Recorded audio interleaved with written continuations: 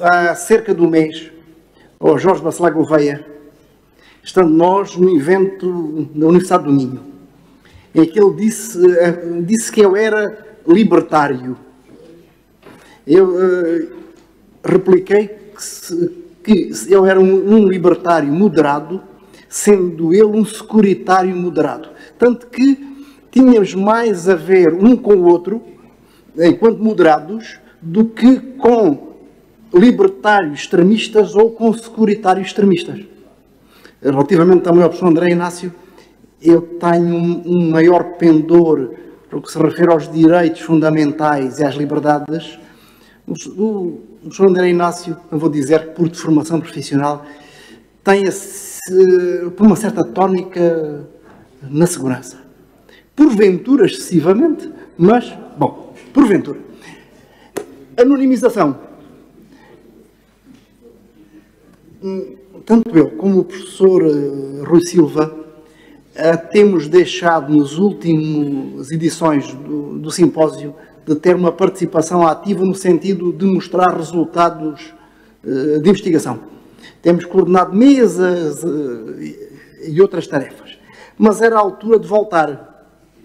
E voltar com uma matéria que eu tenho trabalhado nos últimos anos e já publiquei 3 ou 4 coisas sobre ela. A anonimização. A anonimização tem, no ordenamento europeu, diferentemente do que acontece do Brasil, e o professor André Inácio citou a partir da Lei Geral de Proteção de Dados do Brasil, que nós temos no Regulamento Geral de Proteção de Dados, no direito europeu, temos os dados anónimos e os dados anonimizados, já veremos os efeitos, para lá da proteção de dados. Leia-se que os regimes de proteção de dados, se aplicam aos dados pseudonimizados, ou se aplicam também aos dados cifrados, encriptados, os dados anónimos ou anonimizados ficam fora do sistema. Quer dizer, e seguindo rapidamente na linha do professor André Inácio, estamos perante informação que não é suscetível de ser ligada direta ou indiretamente a nenhum ser humano, a uma pessoa singular, pessoa natural. Dados anónimos não são dados sem nome. Ainda ontem precisei de dar um pequeno parecer a propósito de um projeto de investigação aqui da Casa, enquanto EPD, na área da saúde, e assim, isto é anonimato. Não havia anonimato nenhum, porque os intervenientes no processo sabiam quais eram os utentes de um determinado serviço de saúde que estavam a ser inquiridos. Num tratamento anónimo de dados, ninguém sabe, nem potencialmente, já veremos com uma nuance, poderá vir a saber a quem se referem os dados. Até porque aqui, olhando logo para o número 1 do artigo 4º do RGPD, temos, o que não acontece na lei brasileira, uma exemplificativa de identificadores. Atenção, quase identificadores, pensando designadamente em números IP dinâmicos.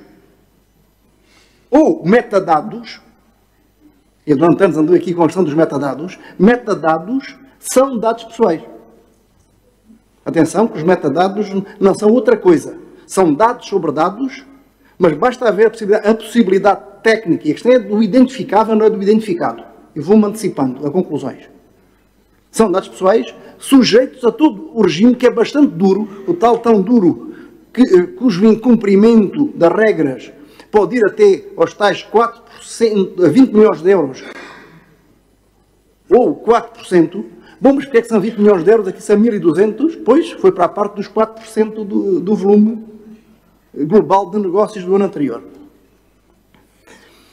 O que temos mais, embora ele tenha chegado a estas questões por lado da segurança, a anonimização não é uma técnica de segurança. A pseudonimização é uma técnica de segurança, a cifragem é uma técnica de segurança, a anonimização não é uma técnica de segurança. Serve é para distinguir dados pessoais de dados não pessoais. Se forem dados anónimos, isto não está no articulado, está inconsiderando, está na parte preambular. O preâmbulo não é para fazer de conta que não existe. Para além de constituir os preâmbulos, e são preâmbulos longuíssimos, aliás, há muito mais caracteres no preâmbulo do RGPD que no articulado. Com dezenas de considerandos no preâmbulo. Isso, o preâmbulo não vale tanto como o articulado, mas há muitas coisas que o preâmbulo diz que os artigos não dizem. E o Tribunal de Justiça interpreta as dúvidas ou inconsistências dentro do articulado a partir do preâmbulo. Isto é uma cultura diferente da nossa. Ou seja, em Portugal as leis é raríssimo terem preâmbulos e quando têm preâmbulos são coisas mínimas. Na União Europeia, pelo próprio fundamento da atribuição dos poderes, tem que ter tudo justificado. Mas o RGPD não chega.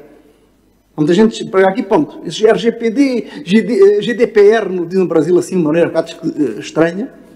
Eu já afirmei quase que me batiam que aquilo era uma mariquice. Não é uma mariquice porque o inglês seguramente não é a língua de referência na proteção de dados. Se quiserem, a origem é alemã, e se quiserem usar a sigla em alemão, tudo bem. Agora, em inglês, é um bocadinho... Bom, o que é que acontece? O RGPD é de 2016. Em 2018, sai um outro regulamento sobre os dados não pessoais. E que vem encaixar ali. Diz que se houver dados pessoais, se houver inclusive sets de dados com dados pessoais e dados não pessoais, aplica-se o regime de dados pessoais, se não for possível expurgar.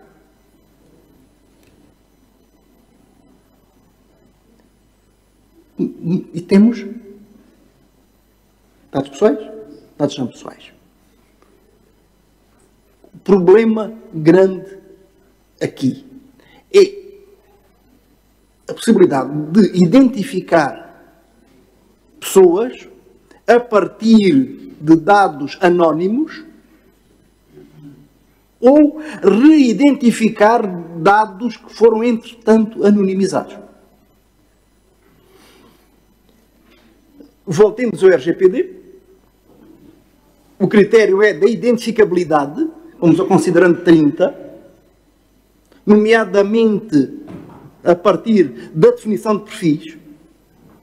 O profiling que temos no artigo 4, no ponto 4, a partir do perfil chegar à pessoa. E também isto é importante, este acórdão Breyer, o artigo Breyer era um deputado europeu do Partido Pirata. Eles, o que é que aconteceu? Houve uns ataques a ministérios alemães e houve uma retenção de dados dos IPs e IPs dinâmicos associados aos ataques. Mas foi possível reidentificar e requerendo a identificação de quem naquele momento estava a utilizar o IP dinâmico. Isto, claro, estamos num contexto IPv4, de escassez de números IPs, e os ISPs atribuem números IP aos clientes naquele momento. Mas sabe-se, naquele momento, às 17h32, aquele IP correspondia à pessoa tal. E aí, voltamos ao regulamento FFD, o FFD, Free Flow of Data. Agora estamos aqui, até podemos isto para o inglês. Mas diz mais, que sendo viável reidentificar os dados que eram anónimos ou tinham sido anonimizados passam a ser considerados dados pessoais para todos os efeitos.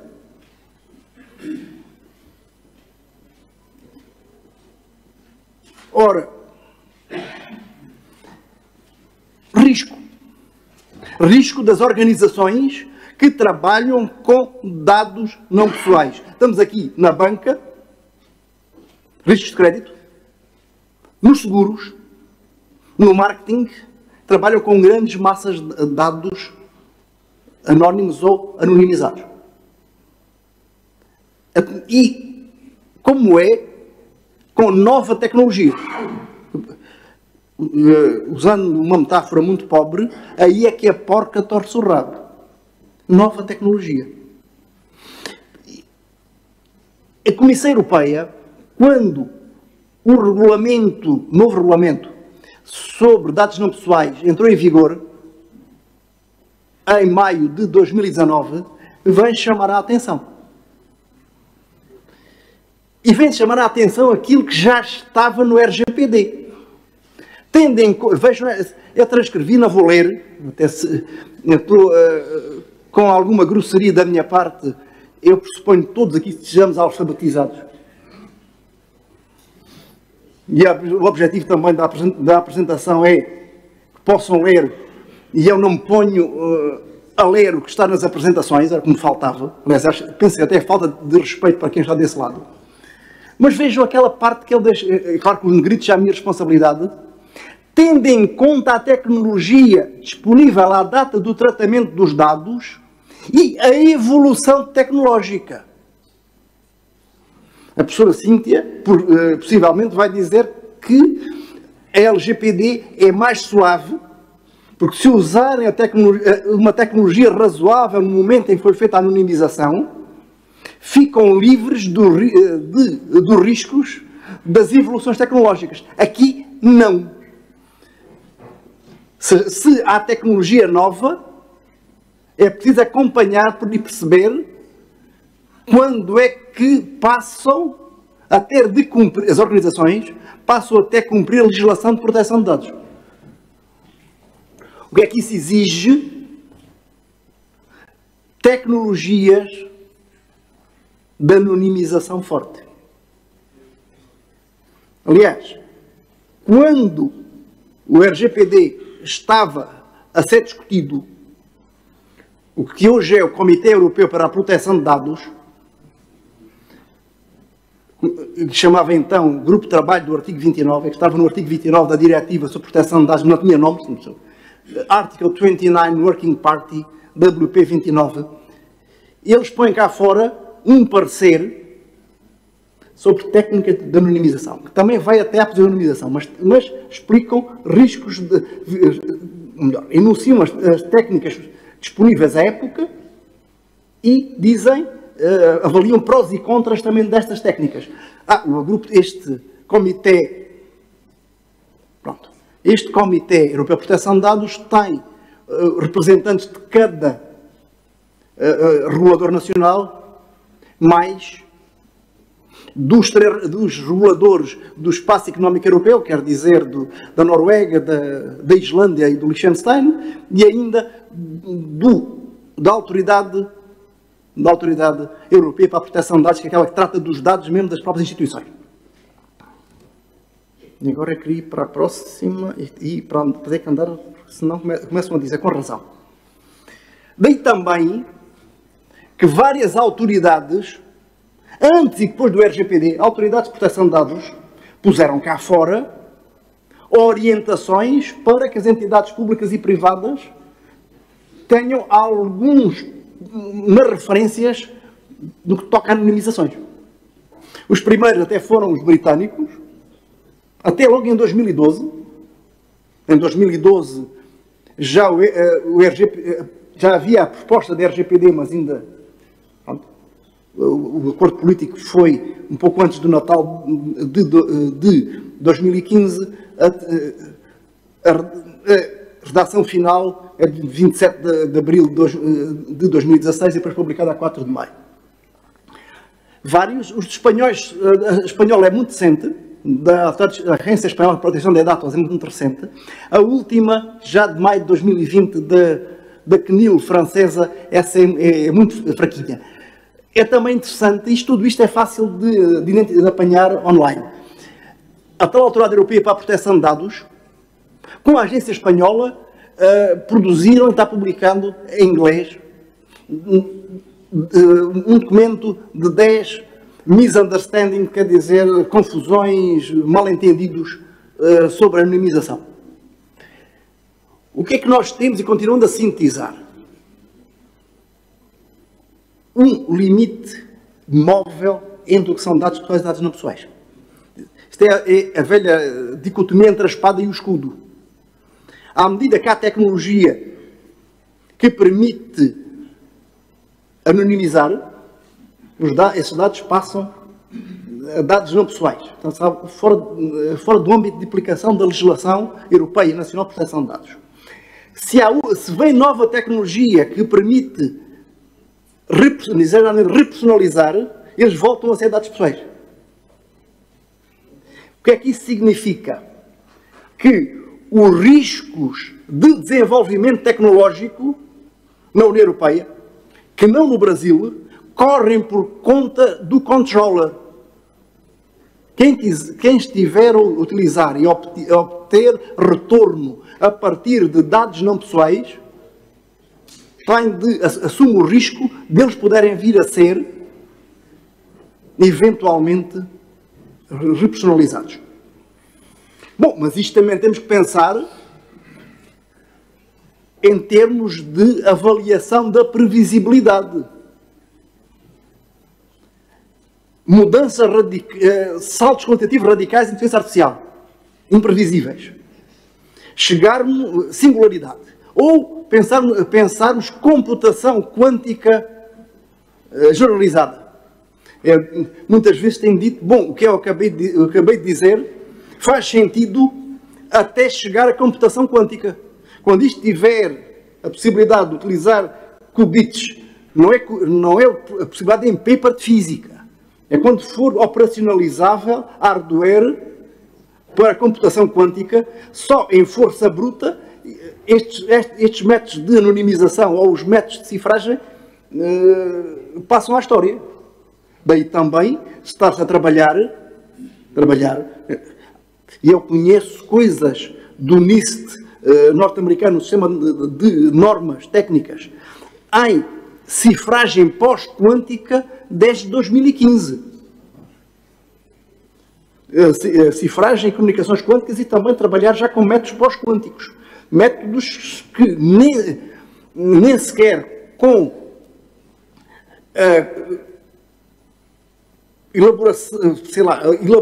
elaboração de multiplicações de números primos a 200 algarismos. Que nem assim consigam. Bom, dizer também que, olhando para o RGPD, esquemas autorregulatórios, códigos de conduta, certificação, só por si não chegam. Aliás, nem sequer as novíssimas normas ISO. É que dentro da família 27.000, há desde o ano passado, a 27.559, incluindo as PET, a Privacy Enhancement Technologies. Já chega aqui. Quem trabalha em segurança, ISO 27.000, depois estamos com a 27.700, também Privacy, mas também aqui temos até a Privacy Enhancement. Mas, se as coisas correrem mal, isto não afasta responsabilidades. As contornos nacionais estão no RGPD, graduou, ou seja, fizeram o que podiam, mas as coisas não correram totalmente bem, graduaram, ou seja, a coima será menor. A civil, talvez, mas isso depende do Sr. Juiz. Não é juiz? Pronto. E também, no caso de Portugal, penal. Graduação dentro da margem do Sr. Juiz que aplicar. Bom, também também, é preciso ver o seguinte: a anonimização, ela própria, é uma operação de tratamento de dados. Sendo uma operação de tratamento de dados, em muitos casos, nós fomos ao artigo 35 do RGPD, avaliações de impacto, tratamento em massa, portanto, dados sensíveis, ou utilização de biometria, exige uma avaliação de impacto prévia. E nesta lógica, quando alguém faz anonimização, deverá fazer uma DPIA antes. Até para avaliar a robustez da técnica, a robustez e adequação daquela técnica àquele caso. Ao tratamento que é feito naquela organização. Bom, para terminar, um aspecto importante é que a União Europeia, nos últimos anos, veio a focar, que é o da reutilização de dados do setor público, acesso e reutilização. Bom, aqui a base para o tratamento de dados no setor público é quase sempre o exercício de funções de interesse público. Aqui não há necessidades nem de consentimentos, nem de contratos. São as funções públicas atribuídas. E o tal grupo de trabalho do artigo 29 chama a atenção para a necessidade de, antes de facultar os dados a terceiros, cada vez mais facultar dados em empresas para que esses dados sejam postos ao serviço das finalidades empresariais, do retorno económico, anonimizar. Aliás, pareceres desde 2003, desde que começaram as primeiras diretivas sobre o assunto. Este parecer de 2003, a diretiva que só foi transposta, isto é para a diretiva europeia, mas de português, em 2007. Também nas diretivas seguintes, a propósito da reutilização. Também é de 2019. Esta só foi transposta em agosto de 2021. Onde tenho, conversando com o Zé Magalhães, chamei até a atenção de uma coisa com alguma graça. Esta diretiva, quando houve a transposição, o nosso legislador já adiantou o que viria no regulamento seguinte sobre governação de dados. Já se testou a diretiva, mas já havia trabalho feito na União Europeia e não é a primeira vez. Aqui, provavelmente muita gente já andou até que trabalhar com o Decreto-Lei 65 de 2021. Verdade? Ou que já ouviram falar vagamente do Decreto-Lei de 65 de 2021. 31 de julho. Então, está aqui alguém que nesse dia está ali ao canto, recebeu um e-mail meu dizer assim: atenção, tem que se pôr a toques e precisam o Politécnico de nomear um CISO antes do Natal. Verdade, João Paulo? Nesse dia. Mas o que é que acontece? Em dezembro de 2022 sai a diretiva NIS 2 de cibersegurança. Havia uma diretiva de 2016, agora uma nova NIS, agora a NIS 2. E temos até setembro de 2024 para transpor. Diretiva de cibersegurança. Mas o que acontece, com alguma graça, é que o legislador português, como estava a par das negociações da diretiva, penso sobretudo para o João Orvalho, sendo da cibersegurança, estavam a par das negociações da diretiva NIS 2, e o decreto-lei já antecipa uma boa parte do que seria necessário ajustar o direito português à diretiva em 2024. Pode ter sido imprudente, temerário, começar a exigir já. Mas é comum irem tentando adiantar serviço. E neste caso também aconteceu. O que tem aqui de graça é que define no mesmo artigo duas vezes a anonimização dizendo a mesma coisa. Nós, juristas, disse, bom, interpretação corretiva. Aqui é uma direção corretiva necessária porque em duas alíneas no mesmo número define a anonimização da mesma maneira. É coerente. Mas podia haver até uma lacuna de colisão. Mas aqui, esta. Depois, para terminar, o regulamento de governação de dados. Já é um regulamento, não é uma diretiva e já está a funcionar. Onde vem reforçar a necessidade da anonimização sempre que o setor público faculta dados ao setor privado. Se nesses dados, e quase sempre está no setor público, tem a ver com pessoas, com cidadãos, havia dados pessoais. Aliás, se puderem, depois disponibilizo a apresentação, se forem estes considerandos, que têm parágrafos inteiros explicando naquilo que eu já vi, eu e outros, vínhamos dizendo do ponto de vista académico já desde há anos. Atenção aos riscos e às técnicas. E nestes considerandos preambulares, isso é tudo explicadinho, detalhadamente. Aliás, até tem mais. E depois haverá necessidade para o legislador português até sancionar. Vejam que é o transcrevido do número 5 do artigo 5º. Quem receber dados do setor público, as empresas privadas a receberem dados do setor público, ficam proibidos de aplicar qualquer técnica de reidentificação.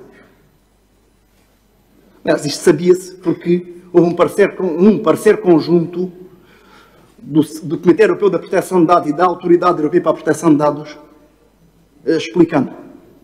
Isto aqui nada de novo debaixo do sol, salvo, atenção, quem trabalhar com dados anónimos ou com dados anonimizados precisa de, pelo menos, ir monitorando no Brasil, monitorizando a evolução tecnológica, porque a partir de certo momento, para usar uma metáfora de piscina ou de praia, pode ficar sem pé